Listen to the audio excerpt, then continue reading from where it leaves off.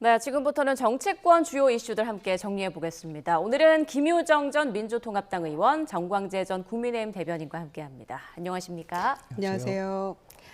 네, 전 세계 글로벌 CEO가 대거 참여하는 APEC CEO 서밋이 오늘 밤 개막합니다. 정상회의에 버금갈 정도로 지금 이목에 집중되고 있는데 참석자들이 아주 화려하더라고요.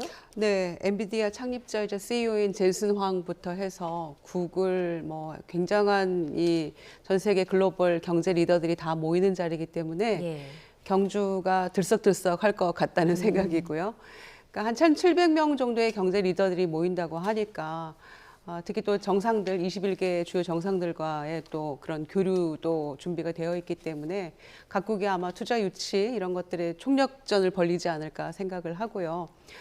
특히 우리나라의 경우에도 지금 최태원 회장이 이번에 의장을 맡아서 CEO 서밋을 주재를 하게 되는데 지난번 G7 갔을 때였던가요? 이재용 회장이 제순황 CEO와 함께 굉장히 반갑게 포옹하는 모습을 저희가 볼 수 있었는데 아마 이번에도 이재용 회장이나 최태원 회장과 어떤 회동 이런 것들도 준비가 되어 있을 것 같고요.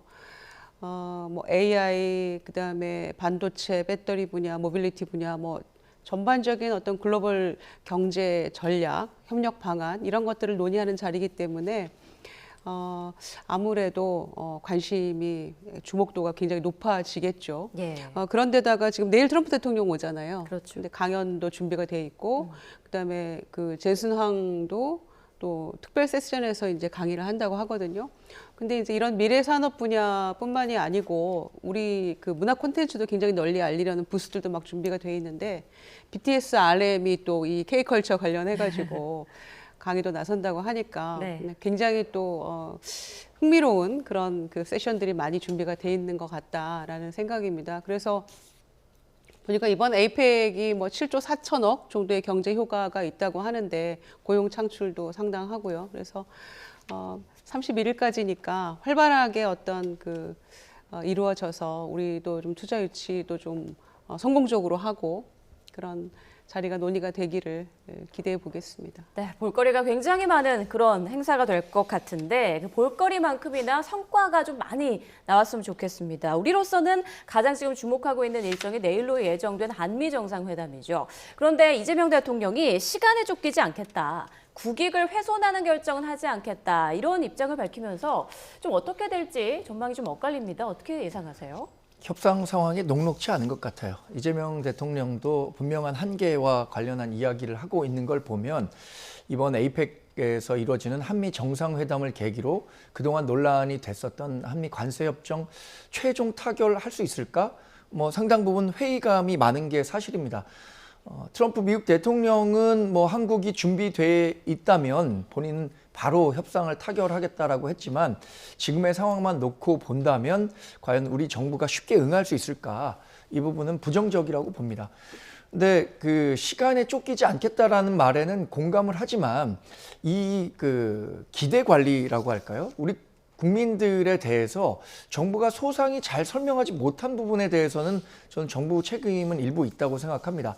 물론 어려운 협상이 될 거라고 예상했죠. 트럼프 미국 대통령이 갖고 있는 불확실성 또 예측 불가능성이 있기 때문에 어려운 협상이라는 것을 알고 있었음에도 불구하고 지난번 한미 정상회담에서는 서명 따로 필요 없을 정도로 완벽했다라고 얘기했습니다. 근데 두 달이 지난 지금까지도 성과를 내지 못하고 있다면 어떤 부분에 대해서 상당한 어려움이 있다. 이 부분에 대한 국민적 양해를 구하는 이야기들도 대통령이 직접 했다면 더 큰 협상력을 가질 수도 있지 않을까라는 생각도 개인적으로는 해봅니다. 네, 김유정 의원 의견도 들어볼게요.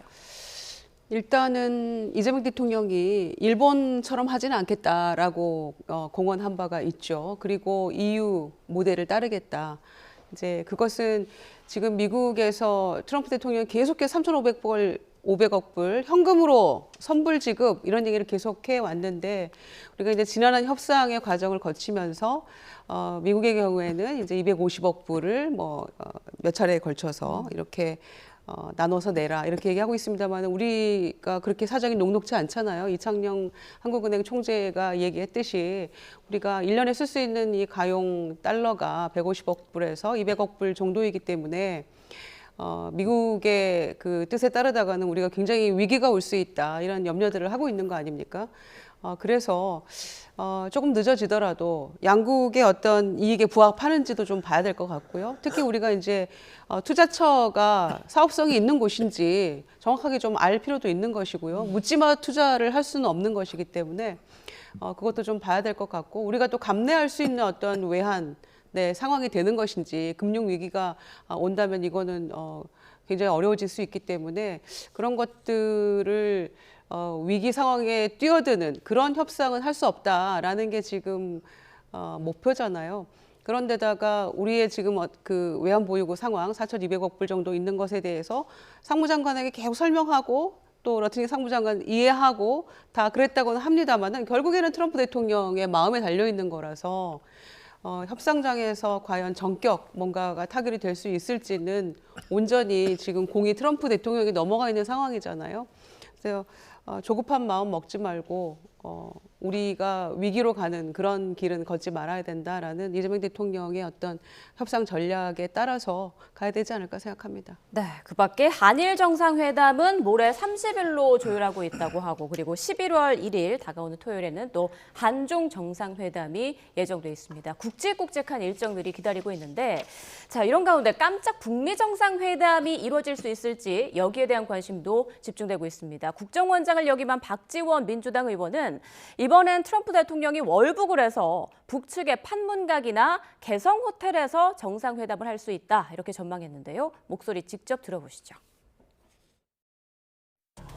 지난번에는 김정은이 탈북해서 우리 판문점 자유집에서 한미 북 맞아요. 정상회담을 했지만은 이번에는 트럼프가 월북해서 북측의 판문각이나 혹은 개성 호텔에서 정상회담을 할 수 있다.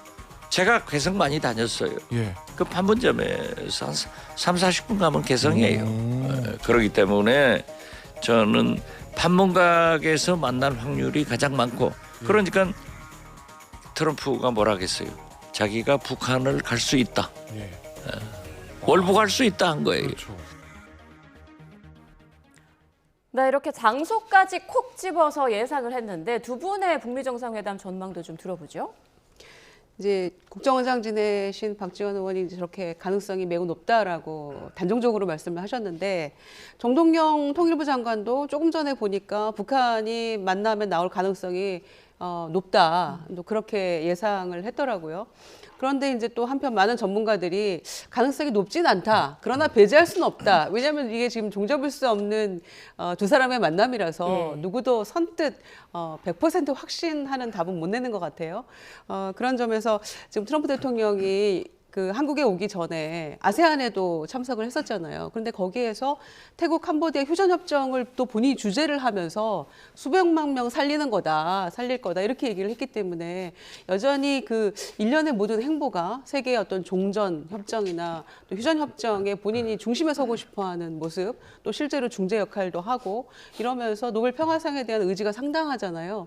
그런 점에서 지금 이렇게 1박 2일 동안에 한국에서 그 에이펙 본회의 참석은 안 한다고 되어 있습니다만은 그 기회를 놓칠 리가 없다라는 것 때문에 가능성을 열어두고 있는 것 같고요. 특히 박지원 의원 말씀처럼 김일성 주석의 유훈이 체제 보장받는 거, 그다음에 대북 제재 해제해서 경제 발전 꾀하는 거라고 했는데 지금 트럼프 대통령이 핵 보유국이다라고 인정하는 듯한 그런 발언, 그다음에 100% 가능성이 열려 있다라고 하는 것. 그러니까 나아가서 대북 제재와 관련한 부분도 뭔가 그 진일보된 뭔가 언급이 있다면 충분히 가능하지 않겠느냐라는 생각도 아울러 하게 됩니다. 그러나 좀처럼 예측하기는 어려운 것 같아요. 맞습니다. 지금 누구도 알 수 없는 그런 상황인데 정 대변인께서는 북미 정상회담 어떻게 예상하시고 그리고 만약에 만난다면 우리에게는 어떤 영향이 있을지도 좀 짧게 짚어주시죠. 누구도 예측하기 어렵다는 것은 사실인 것 같습니다. 결국에는 김정은 북한 국무위원장이 트럼프 미국 대통령과의 만남에 대해서 어떻게 생각하는가 이게 관건이 될 거라고 봅니다. 이번 만남을 통해서 본인이 얻을 게 있다라고 생각한다면 김정은 국무위원장 당연히 이 회담장에 나오려고 하겠죠. 그러나 지금 정도 얘기하고 있는 트럼프 미국 대통령의 회유 방식으로는 김정은 북한 국무위원장을 회담장으로 이끌어올 수 있을까? 이 부분에 대해서는 많은 전문가들이 좀 어렵다고 생각하는 것 같아요. 일종의 핵 보유국이라고 얘기를 했는데 북한 김정은은 지금 원하는 것은 완전한 핵 보유 국가로서의 지위를 인정받는 겁니다.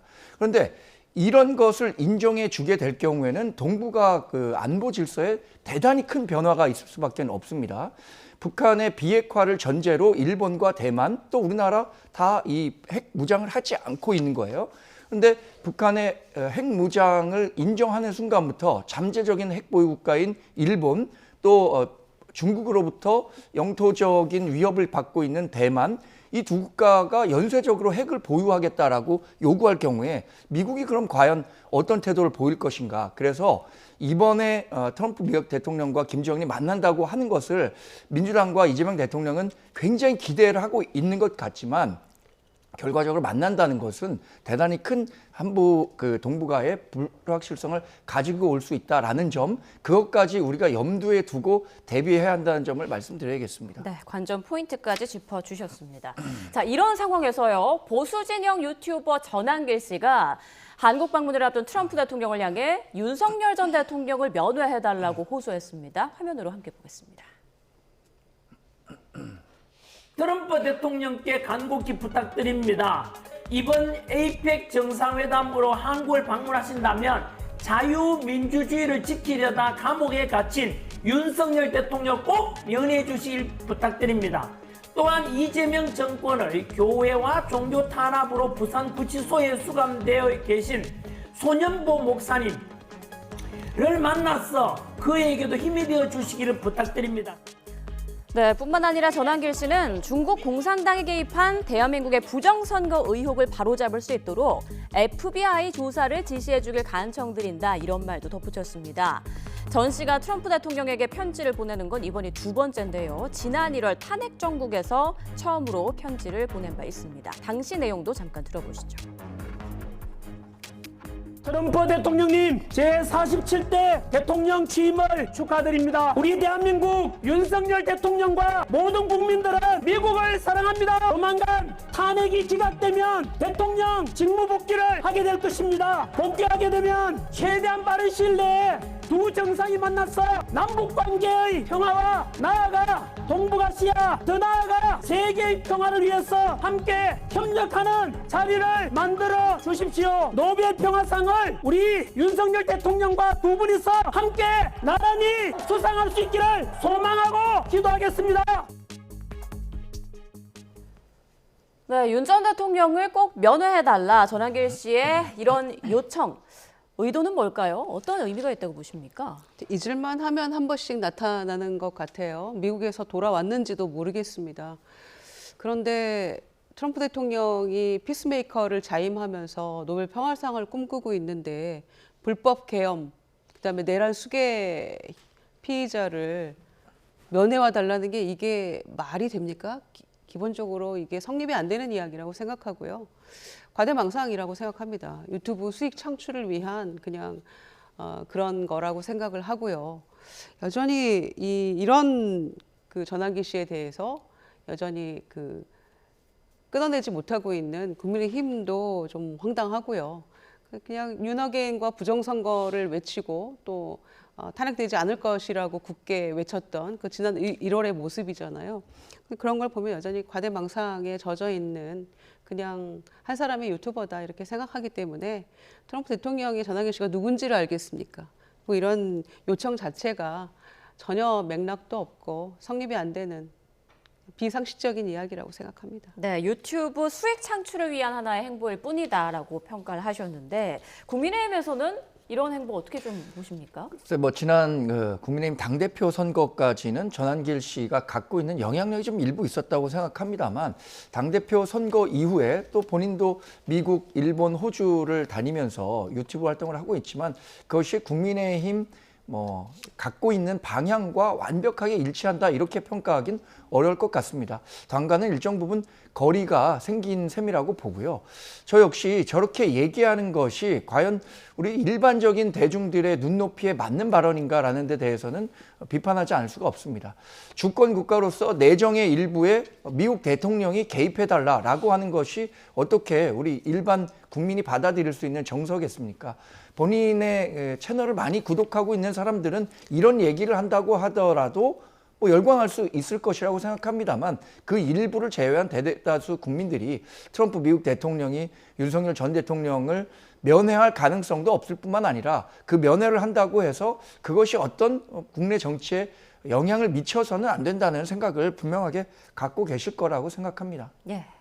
알겠습니다. 두 분의 의견 들어봤고요. 이번에는 국감장 상황으로 좀 가보죠. 어제 국정감사장에서는 부동산 논란이 불거진 금융수장들을 향한 질타가 이어졌는데요. 목소리 들어보겠습니다. 제가 평생 1가구 1주택, 주택 한 채였고요. 지금도 한 채고요. 앞으로도 계속 한 채 이렇게 할 거고요. 진심으로 좀 사과드립니다. 자녀들한테 증여나 양도하지 않고 처분하려고 하고 있습니다. 그래서 공간이 너무 좁아져가지고 고통이 좀 있는 부분입니다만, 그러니까 공직자라는 신분을 감안해서 고통을 좀 감수하더라도 처분하고 정리하겠습니다. 네, 이억원 금융위원장은 평생 1주택으로 살겠다 이런 말을 했고요. 이찬진 금감원장은 원래는 자녀에게 증여하겠다고 했었는데 이걸 그냥 처분하겠다 이렇게 밝혔습니다. 앞서 그 이상경 그 전 차관의 사퇴를 보고 이런 행보를 결정한 걸까요? 아무래도 이상경 국토부 차관이 사퇴 이후에도 또 그러니까 그 직전에 사과하는 것도 내용이나 형식에 있어서 비판을 많이 받았잖아요. 예. 그리고 또 민심이 좀처럼 가라앉지 않았기 때문에 정권 차원에서도 부담도 있었고 결국에는 이제 사퇴를 재가를 했죠. 그런데 이제 국민의힘의 공격이 이제 끊이질 않잖아요. 사실은 나머지 몇 명에 대해서도 뭐 거의 부동산 대책의 어떤 적으로 울사오적이라는 과도한 표현까지 써가면서 공격을 하니까 아무래도 각자 부담을 느낄 수밖에 없는 것이고요. 또 국감장에서 아무래도 질문이 나오기 때문에 답변은 할 수밖에 없다고 생각을 합니다. 그런데 이제 이 불가피한 11호 대책에 대해서 정부 차원에서도 이제 촘촘하게 공급 대책도 세우겠다 이렇게 얘기를 하고 있으니까 좀 지켜보는 게 맞다고 생각하거든요. 그리고 이제 그 급등하는 그러면은 집값을 어떻게 할 것이냐 보고만 있을 수는 없다는 측면에서 수요 억제 그리고 이제 실수요자 중심의 정책을 펴겠다라는 게 정부의 이야기였잖아요. 그러니까 연말까지 좀 기다려 보면 대책이 나올 겁니다. 그런데 이제 막무가내로 공격하고 비판하고 당장 뭘 내놔라라는 국민의힘의 어떤 부당한 공격은 좀 도를 넘었다라고 생각을 하고요.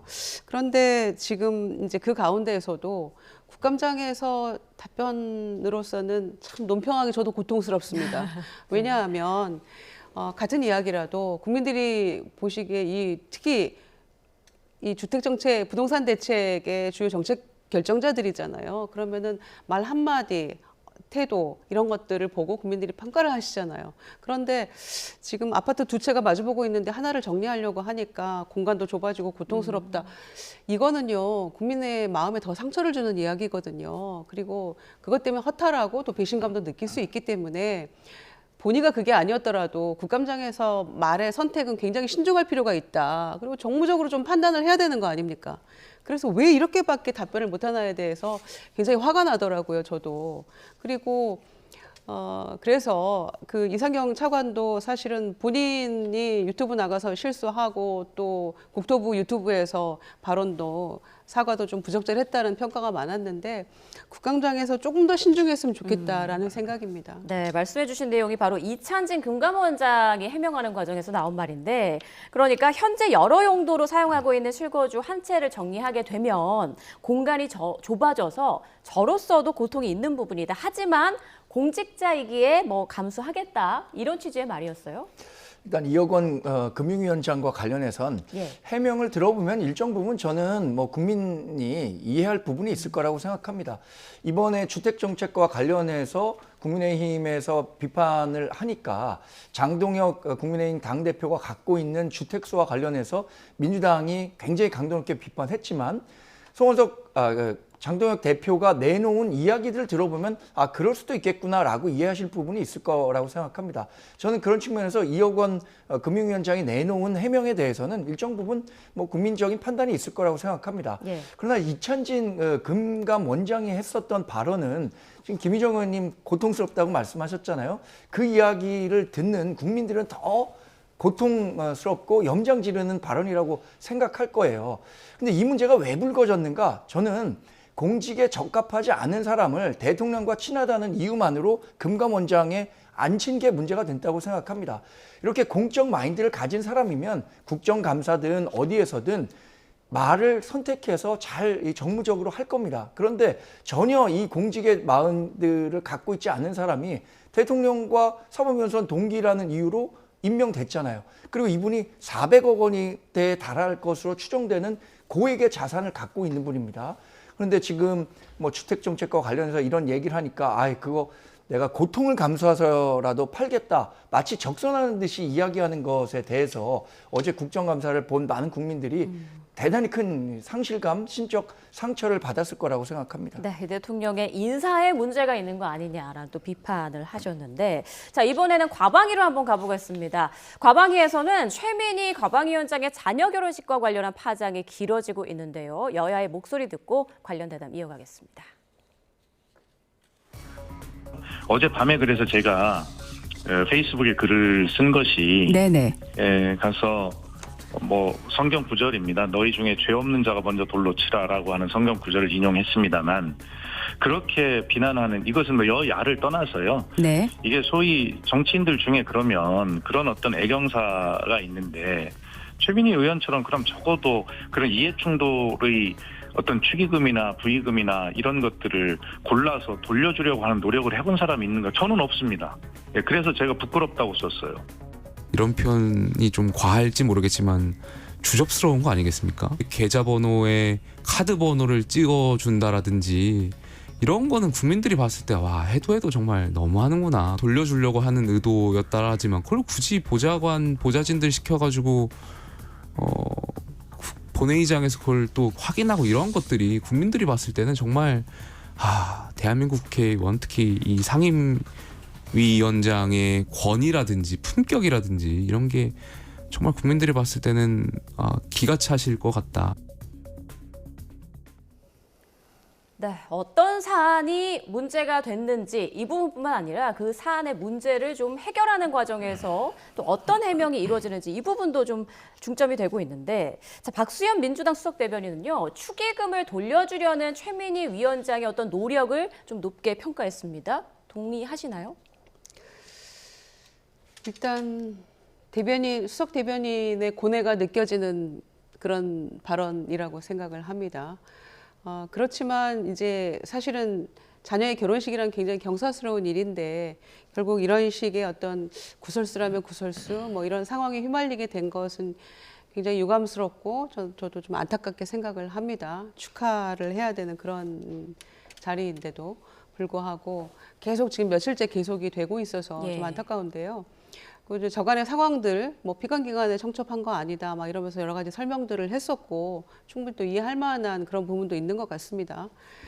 그런데 저는 첫 단추를 좀 잘못 끼웠다 이런 생각이 들어요. 그러니까 처음에 국민의힘에서 계속 문제 제기를 했을 때 그때 일단 경위 어찌됐건 죄송합니다. 그리고 국민 여러분께 심력 끼쳐서 죄송합니다. 이렇게 조금 하고 넘어갔으면 어땠을까라는 그런 생각이 드는데 이제 양자 역학 얘기가 나오고 또 박종원 의원에게 상처 줬다면 미안하다 뭐 이런 취지로 이렇게 넘어가다 보니까 아무래도 계속해서 이게 가라앉지 않았던 것 같고요. 특히 본회의장에서 이제 또 그 휴대폰에 뭐 적힌 금액이랄지 이제 이런 것들 나오면서 계속 더 커지고 있다 이런 생각이 드는데 일단은 그렇게 돌려주고 한 그런 조치들은 잘했다고 생각합니다. 저도. 그리고 그게 또 그렇게 간단한 일도 아니었을 것 같고요. 그런데 이 논란은 제가 처음에 말씀드린 것처럼 그냥 처음에 좀 겸손한 모습으로 이렇게 했다면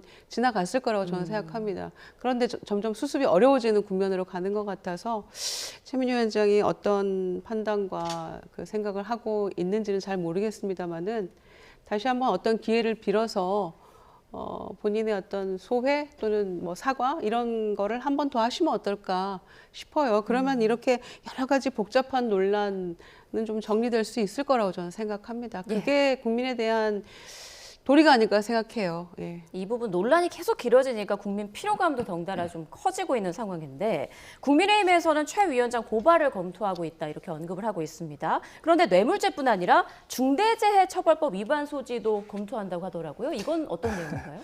일단 최민희 의원이 상임위원장으로서 또 정치인으로서 뉴스메이커가 됐다면 참 좋았을 텐데 지금 국감 시즌 내내 트러블 메이커가 된 것 같아서 국민들에게 여러 부적절한 인상을 심어준 것 같아요. 국민의힘에서 지금 얘기하고 있는 것은 그렇습니다. 이게 뭐 김영란법이라든가 또 이해관계에 따라서는 뇌물죄 적용이 가능하다. 그래서 법적 조치를 검토하고 있다는 것이고 또 하나는 중대재해법을 얘기하는데 이건 의사를 진행하는 과정에서 그러니까 상임위원회를 운영하는 과정에서 너무 일방적으로 뭐 일정 변경이라든가 주제 변경 이걸 통해서 지금 과방위에 근무하는 국회 직원들이 있잖아요. 3명이 과로로 인해서 1명은 쓰러지고 2명은 병원 통원 치료를 받고 있다는 거예요. 근데 1년에 동일 질병으로 3명이 이렇게 입원하게 되면은 이걸 또 그 조직을 책임진 사람에게 법적 책임을 물을 수도 있다는 건데 저는 뭐 여기까지 갈 거라고 생각하지는 않습니다만 이 문제가 불거진 것은 이 상임위를 운영하는 과정에서 최민희 위원장이 지나치게 독단적으로 운영하고 있다는 점을 부각하기 위한 행보 아닌가 이렇게 평가해 봅니다. 네, 이 부분 좀 짧게 여쭤보겠습니다. 오늘 오전에 최민희 위원장이 SNS에 글을 올렸습니다. 노벨 생리의학상과 노무현 정신 그리고 깨시민이란 제목으로 글을 올렸는데 어떤 의도로 글을 올린 걸까요? 그러니까 이제 본인에 대해서 지금 그 결혼식 이슈와 관련해가지고 악의적인 어떤 조작된 정보들 그리고 이를테면 뭐 뇌물죄랄지 또 중대재해처벌법 이런 얘기까지 나오는 마당이니까 그 부분에 있어서 상당히 좀 본인이 서운하기도 했고 억울한 측면도 있는 것 같습니다. 그런 점에서 좀 악의적으로 이렇게 허위 조작하고 하는 그런 것들은 어떤 사회적 가치관을 좀 병들게 한다. 그런 측면에서 노벨 생리의학상 뭐 수상자의 어떤 수상 소감도 나오고 막 이렇게 했는데요. 그런 어떤 조작된 정보랄지 악의적인 공격이랄지 이런 것들을 대처하는 깨어있는 시민의 역할 이런 것들이 이제 노무현 정신이다. 그래서 일단 본인에 대해서 과도한 공격이라고 판단을 하고 있는 것 같고 또 억울한 점에 대해서 좀 하소연하는 저는 그런 SNS 글로 읽었습니다. 그렇군요. 자, 이번 논란이 어떻게 매듭 지어질지 앞으로 또 조금 더 지켜봐야 될 것 같고요. 자, 다음 이슈로 넘어가 보겠습니다. 국가유산 사적 활용으로 논란이 되고 있는 김건희 씨. 국립고궁박물관 수장고에도 출입한 사실이 확인됐습니다. 그리고 방문 출입 기록조차 남아있지 않았다고 하는데요. 계속 논란이 더해지고 있어요. 그러니까 이제 그게 심각한 거죠. 그러니까 100번 양보해서 국립고궁박물관이잖아요. 그러면 조선 왕실의 어떤 보물들도 담겨져 있고 이를테면 왕들의 초상화도 있고 뭐 이런 갖가지 그 기록들이 남아있는 그런 곳인데 거기에는 일반인에게 좀처럼 공개가 안 되는 곳이고요. 한 번인가 공개가 된 적이 있다고 하는데 수장고가 한 10몇 개 되는데 그중에서 아주 극히 일부만 그것도 순서를 정해서 몇 명씩 이런 정도로 기자들에게도 심지어 그렇게 철저하게 관리 보관되는 곳이거든요.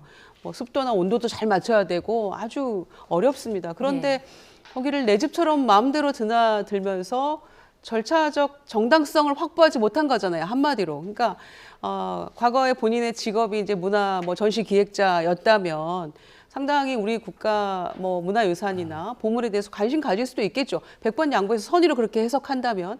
그런데 가서 보더라도 일반 국민과 똑같이 절차적인 어떤 과정을 거쳐야 되잖아요. 그런데 그런 것도 없이 그냥 마음대로 가고 또 기록도 남기지 않고 출입 기록도 이랬다면 정말 문제가 되는 거죠. 그러니까 경복궁인이 궁들 뭐 순례하듯이 다니고 또 거기에 종묘에서 카페처럼 사용할 때도 CCTV도 다 끄고 어자에 앉고 또 명성하고 침실에 들어가고 뭐 이런 상황들이 상식적인 어떤 기준으로는 이해가 안 되는 거기 때문에 비판이 계속되고 있는 것이고, 또 이제 끝났나 싶으면 또 하나가 또 나오고 예. 끊이지 않는 이런 여러 가지 의혹과 이 부적절한 처신들 때문에 비판을 받고 있는 것 같은데요. 그래서 상식으로 해석이 안 되기 때문에 여전히 주술적인 뭔가가 있는 거 아니냐라는 그런 그 비판까지 나오고 있는 것 같습니다. 네, 정 대변인 생각도 들어보겠습니다. 예, 문화예술 뭐 전시 기획자로 오랜 기간 김건희 여사가 활동을 해왔었던 거죠. 그래서 뭐 고궁박물관에 있는 작품들에 대한 관심이 다른 사람보다 높았다는 사실은 뭐 있었을 것 같습니다. 근데 말씀하신 것처럼 이게 비공개 행보로 진행되다 보니까 공적 권한이 사적으로 유용된 것 아니냐라는 비판을 살 수밖에 없는 거예요. 만약에 본인이 정말로 관심이 있고 이것에 대한 국민적인 이해를 좀 높이기 위한 행보였다면 다른 학자들과 아니면 시민들과 함께 수장고를 방문한다든가 이런 이 역사 기록물들에 대한 평가를 한다든가 했더라면 이런 논란 벌어지지 않았을 텐데, 오히려 감추고 다녀왔었던 것도 기록도 남기지 않고 비공개로 하고 이러다 보니까 의혹이 더 커질 수밖에 없었다고 보거든요. 예. 이 부분과 관련해서는 뭐 제가 보수 정치인이 대출한 대통령이고 그 부인이긴 하지만 뭐라 더 뭐 쉴드를 치거나 변명을 할 만한 여지가 없다고 생각합니다. 예. 정하고 싶었더라면 국민이 다 아는 상황에서 공개적으로 했었어야 하는 일이라고 생각합니다. 네, 법적으로는 문제가 되지 않는지 좀 꼼꼼히 들여봐야 할 것 같습니다. 자, 마지막 이슈인데요. 유영하 국민의힘 의원이 국정감사 도중에 그림을 그리는 모습이 포착됐습니다. 어떤 그림인지 화면으로 함께 보겠습니다. 네, 유 의원은 어제 국회 정무위원회에 금융위, 금융감독원 등을 상대로 한 국감 도중 그림을 그렸는데요. 바쁘게 움직이는 유 의원의 손 보이시죠? 자세히 보면 유 의원의 노트북 화면에 포털 사이트를 통해서 고릴라를 검색한 모습이 보이고, 다양한 고릴라 가운데 고릴라 캐리커처 그림을 골라서 A4 용지에 따라서 그리고 있는 모습입니다. 연필을 이리저리 바꿔잡으며 색칠도 하고 꽤나 신중하게 그림을 그리는데요. 자, 대략 완성된 그림은 이렇습니다. 미술 전공인가 했더니 유 의원은 대학에서 행정학과를 졸업했고요. 누리꾼들은 국감 시간에 딴짓이나 하고 세금이 아깝다. 그런데 제법 잘 그렸다. 뭐 이런 반응을 보였습니다. 왜 하필 고릴라를 그렸는지 묻는 기자들의 질문에 유 의원은 아무 뜻 없다, 미안하다 등의 말을 한 걸로 알려졌습니다. 글쎄요, 왜 고릴라를 국감 도중에 그렸을까요? 저도 궁금합니다. 그러니까 워낙 과방위나 법사위가 이 격한 공방이 오고 가는 그런 상임위로 부각이 되고, 예. 다른 상임위는 사실상 거의 뉴스에 나오지도 않는 그런 미미한 존재처럼 돼버려서 굉장히 안타까운데요. 그래서 유영하 의원이 나도 있다 뭐 이런 걸 존재감을 부각시키려는 그런 생각이었을까요? 이해가 되지는 않습니다만 본인도 또 달리 또 할 말도 없다고 합니다. 그냥 고릴라가 그리고 싶었나 봐요. 그거 외에는 설명할 길이 없는데, 다만 이 정무위 국감이 현안도 굉장히 많고, 또 본인이 이제 뭐 이 부동산 대책 관련해서 뭐 질타도 하고 그랬더라고요.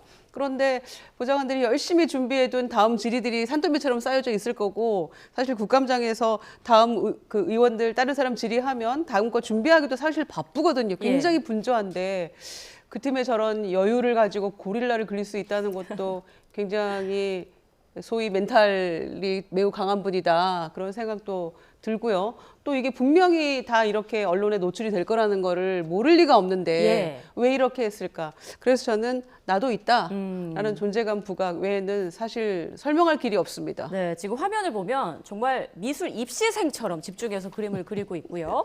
알려진 바에 따르면 뒤에 이제 기자들도 있고 공개된 자리라고 하는데 뭘까요? 본인의 그림 실력을 좀 이렇게 드러내고 싶었던 걸까요? 어떻게 보십니까? 저도 왜 그렸는지는 이해할 수 없습니다. 제가 우리 아들이 어렸을 때 포켓몬 도감 그거 그려달라 그래서 열심히 따라 그려서 선물한 적은 있는데, 이 국정감사라는 게 딱 1년에 한 번 있습니다. 3주라는 짧은 기간 동안에 이뤄지고, 정무위도 그 기간 동안에 몇 번 안 되는 소중한 그 국정감사 시간일 거예요. 그 시간에 국정감사 본연의 역할에 충실하지 못하고 다른 모습을 보였다는 점에 대해서는 상당히 유감스럽게 생각합니다. 예. 본인 뭐 다로 어떤 설명도 내놓지 않고 있더라고요. 본인도 아마 그것이 잘못했다는 것을 방증하는 반응이 아닌가 이렇게 생각해 봅니다. 네, 조금 더 국감에 집중하는 우리 의원들의 모습을 기대해 보겠습니다.